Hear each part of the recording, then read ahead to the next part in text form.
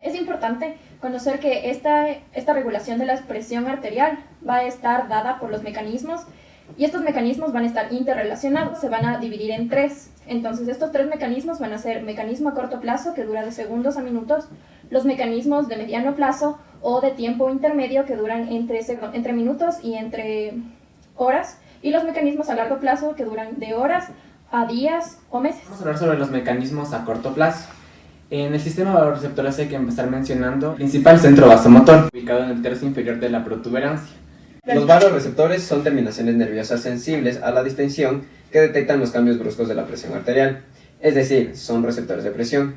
Estos se encuentran localizados en las paredes de la arteria carótida común interna, específicamente en el seno carotidio, y en la aorta, específicamente en el callado del detectar un cambio brusco de presión arterial. Al momento de sentir esto, los vasoreceptores empiezan a actuar mediante las terminaciones nerviosas que tienen, y posteriormente regularán la presión para que regrese a su normalidad. Voy a hablar sobre la respuesta isquémica en el sistema nervioso central. Esta respuesta es instantánea, es decir, actúa en segundos, es bastante potente. Cuando la presión arterial decae, por ejemplo en una hemorragia, el mecanismo nervioso cambia y se da la constricción de las venas. Se puede dar esto en transfusión de sangre. La frecuencia cardíaca aumenta de igual manera, y esto se da para mejorar la capacidad del corazón. Provoca la vasoconstricción de las arteriolas periféricas e impide el flujo de sangre. Cuando la presión arterial aumenta, el sistema actúa en forma inversa para devolver la presión arterial. La respuesta isquémica en el sistema nervioso central se da en segundos, es una respuesta inmediata. Como podemos apreciar, incrementa, pero a los minutos, al paso de las horas, desciende y hasta desaparece. Sí. Quimiorreceptores. Estos receptores actúan cuando la presión arterial está baja, de menos de 80 milímetros de mercurio. Estos son quimiosensibles al exceso de dióxido de carbono e hidrógeno y a la ausencia de oxígeno. Son iguales a los vasoreceptores, ya que pueden excitar las fibras nerviosas, ya que ambos van juntos hacia el centro vasomotor y así pueden regular la presión arterial. Cada uno de estos receptores está irrigado por una arteria pequeña, lo cual hace que esté en contacto directo con la sangre y así poder recibir la falta de oxígeno o el exceso de dióxido de carbono. Los quimiorreceptores actúan cuando pueden detectar mucho dióxido de carbono o poco oxígeno. Entonces envía señales nerviosas, lo cual produce una vasoconstricción periférica y la reducción de la frecuencia cardíaca en caso de una hipoxia. Mecanismos nerviosos de corto plazo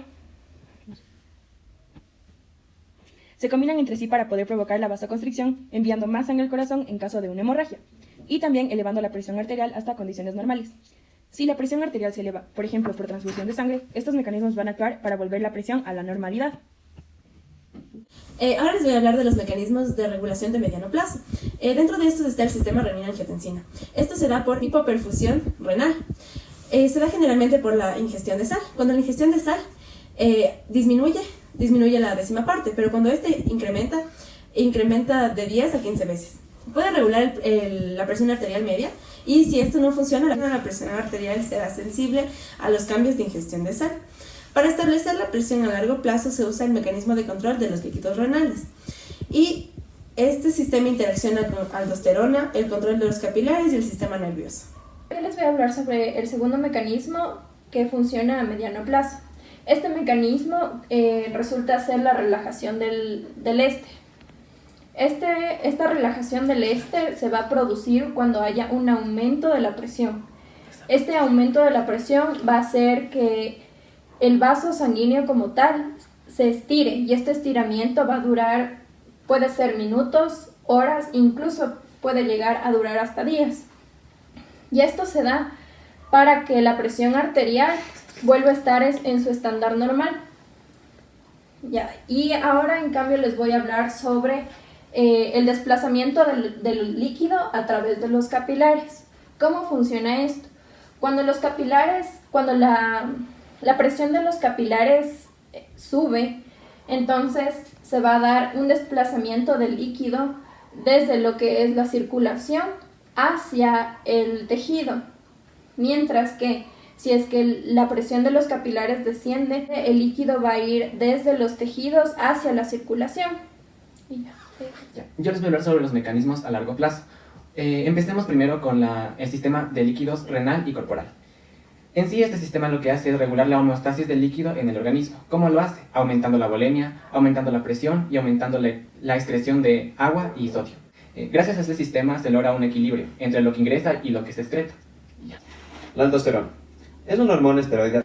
Esta actúa en la conservación de sodio, tanto secretando potasio y así incrementando la presión. Ahora vamos a proceder a aplicar presión en el brazo de nuestro compañero para poder ver cómo va el flujo sanguíneo.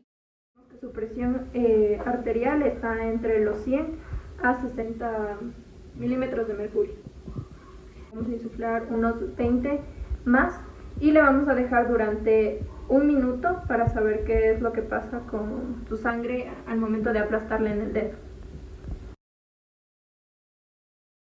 Pero ahí es más rápido. El flujo sanguíneo aquí regresa de forma más lenta. Y una vez que está sin presión en su brazo, la sangre fluye normalmente y es por esto que la reacción es aún más rápida. Entonces, al momento en el que presionamos la uña, vemos que se demora un poco más de